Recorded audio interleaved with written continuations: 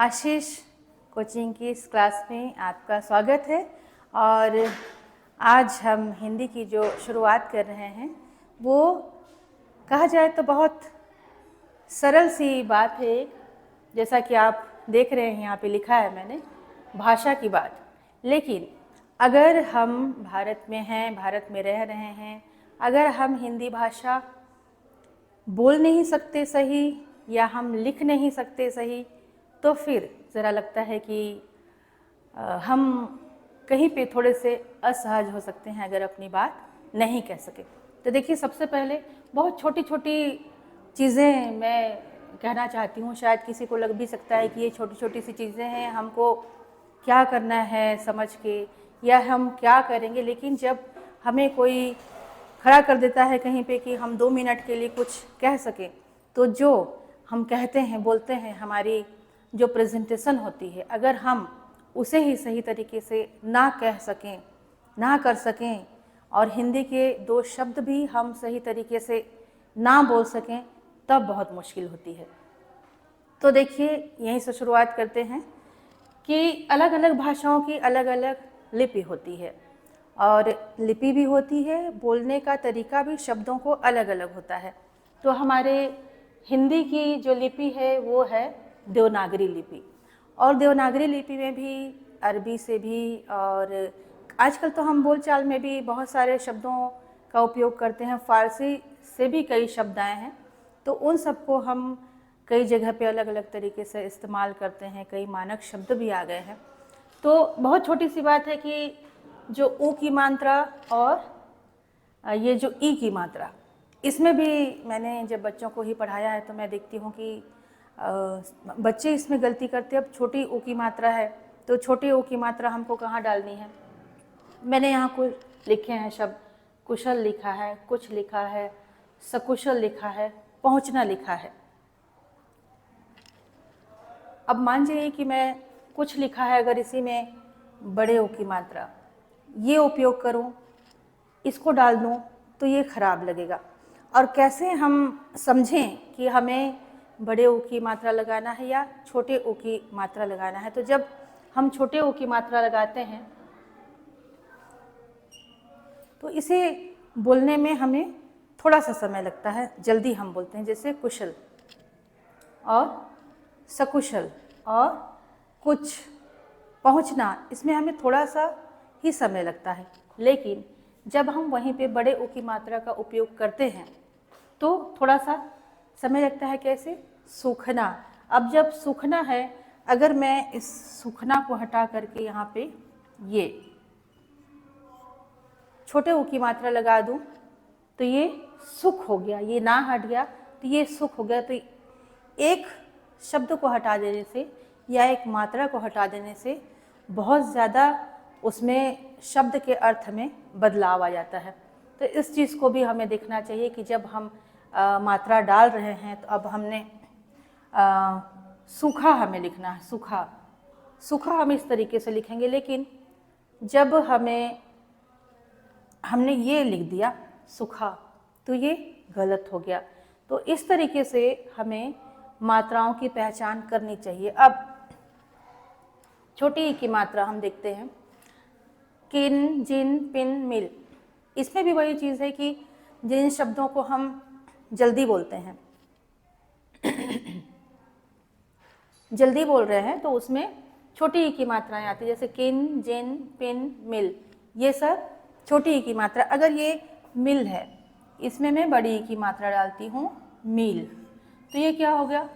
एक मील। मील ये जो कि 1 मील, 2 मील, हम वो बोलते हैं, ये हो गया। तो इस तरीके से जो मात्राओं का हम देखते हैं कि अगर एक मात्रा ही लगाने से वो शब्द का अर्थ कितना बदल जाता है। अब इसी तरीके से देखिए, खीर है, तीर है, झील है, नील है। अब जैसे किल है, किल, ये छोटी ई की मात्रा लगा करके अगर मैं किल लिखती हूँ तो ये किल जो है ये बहुत अलग अर्थ देगा, है ना। और वही अगर मैं लिखती हूँ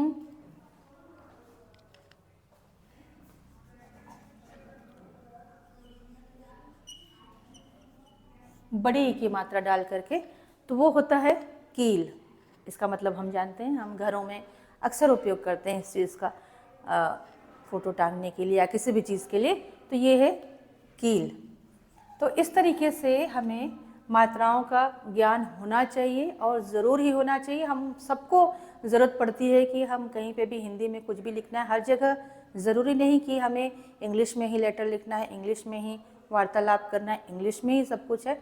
हिंदी भी हमें बहुत ज़रूरी पड़ती है, और जब हम कहीं बाहर स्टेज में खड़े होते हैं या कहीं पे हमें कुछ कहना होता है, तब जब हम गलत हिंदी का उपयोग करते हैं तब देखिएगा कि हमें शर्मिंदा होना पड़ता है।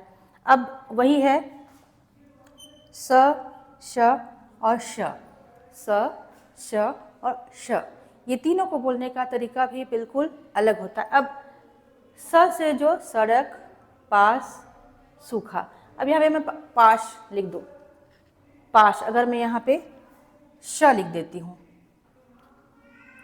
श शलगम, तो ये क्या हो गया, पाश, बंधन, बिल्कुल अर्थ बदल गया। तो ये हम लिखेंगे इसको पास।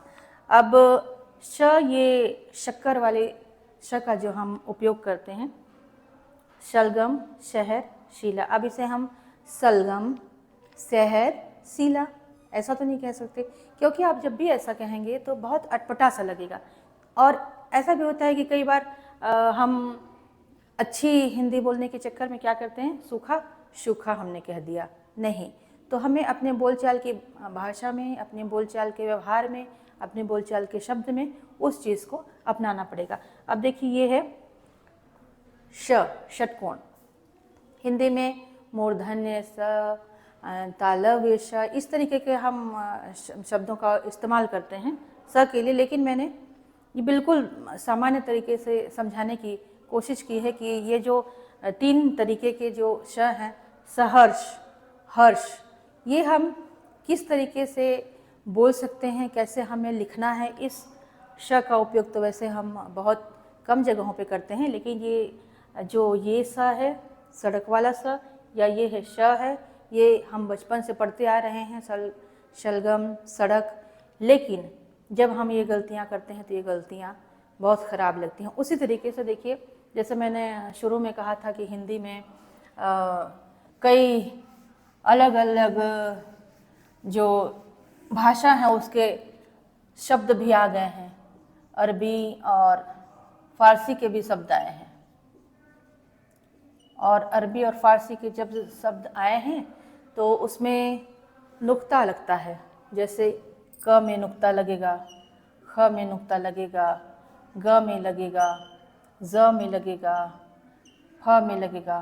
तो ये सब जो नुक्ता क्या होता है, नुक्ता जब हम इसमें ये बिंदी लगाते हैं तो ये फिर क्या है, ये नुक्ता है, हम इसे नुक्ता कहते हैं। और जब इसके बिना हम किसी भी शब्द को बोलते हैं तो वो बड़ा ख़राब लगता है, क्योंकि जब मैं लिखती हूँ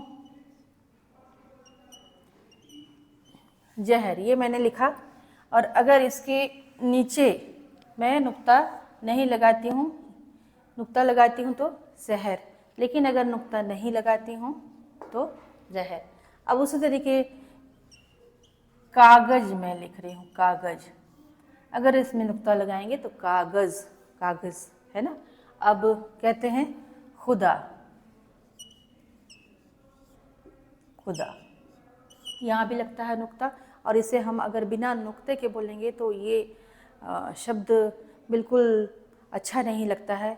जो शब्द दूसरी भाषाओं से आए हैं हमें उसका उसी तरीके से उच्चारण करना चाहिए।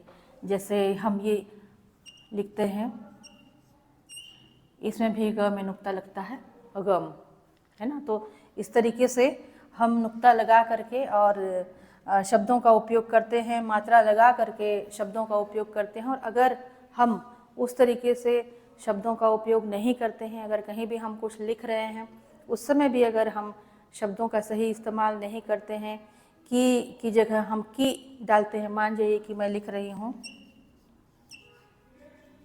चावल की खीर, ये मैंने लिखा, तो ये अगर मैं यहाँ पे बड़ी ई की मात्रा की जगह डालती हूँ छोटी ई की मात्रा, तो ये बहुत उटपटांग लगता है और बहुत गलत लगता है।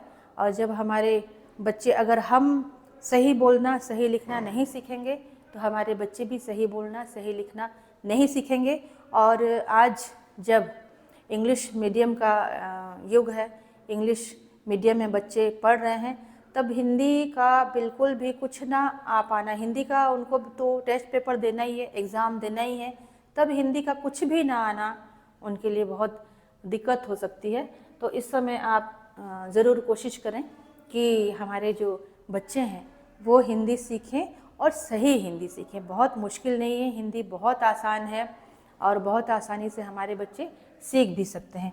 इसी तरीके से जैसे बड़ी की मात्रा, कई बार लोग पूछते हैं कि बड़ी की मात्रा कहाँ लगानी है या छोटी की मात्रा कहाँ लगानी है। तो एक छोटा सा बहुत सरल सा उदाहरण मैं देती हूँ कि जब तुम कह रहे हो कि मुझे कहना है कि, मुझे कहना है कि, अभी यहाँ पे आपकी बात क्या है, पूरी नहीं हुई है, आपकी बात क्या है, आधी है, आपने कुछ कहा नहीं, तो फिर वहाँ पे आप क्या लगाएंगे, ये छोटी ई की मात्रा लगाएंगे, यहाँ बड़ी ई की मात्रा नहीं लगाएंगे। तो मुझे कहना है कि, या मैं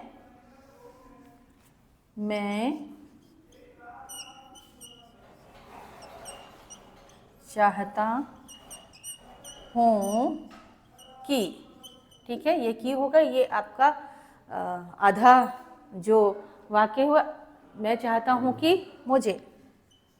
अब ये मात्राओं का खेल देखिए, मुझे चावल की खीर खानी है। अब ये देखिए, ये जो है, ये की का अंतर ये है, ये की का अंतर ये है। तो उसमें समझ में आता है हमें कि कहाँ हमें छोटी ई की मात्रा डालनी है और कहाँ हमें बड़ी ई की मात्रा डालनी है। तो की जब हम पढ़ते थे, छोटे थे, तो हमारे जो हिंदी के हमारे जो सर थे वो हमें इसी तरीके से समझाते थे कि को। तो क्या है, जो छोटा जल्दी से जाता है को, वो क्या होता है, छोटे ओ की मात्रा, और जो देर से जाता है को, तो वो है क्या है, बड़े ओ की मात्रा। तो इस तरीके से आज हम बच्चों को नहीं सिखाते हैं, नहीं समझाते हैं। बच्चों का पढ़ना लिखना भी बिल्कुल सपाट हो गया है। कहीं मात्राओं का हम देखते हैं कि कहीं वो मात्रा लगाते ही नहीं है, जो चीज़ जैसी चल रही है, जैसे हम पढ़ रहे हैं वैसे हम पढ़ते जाते हैं। लेकिन ऐसा नहीं करना है, हमें शब्दों के अनुसार पढ़ना लिखना सिखाना है और स, श, श इन तीनों का भी ध्यान देना है, और साथ ही नुक्ता जो मैंने बताया उस नुक्ता का भी पूरा ध्यान रखना है। और इस तरीके से अगर हम हिंदी सीखते हैं और अपने बच्चों को सिखाते भी हैं तो उनका सीखना पढ़ना उनके लिए बहुत काम आएगा। तो चलिए आज इस वीडियो को यहीं ख़त्म करते हैं और फिर मिलेंगे। Thank you.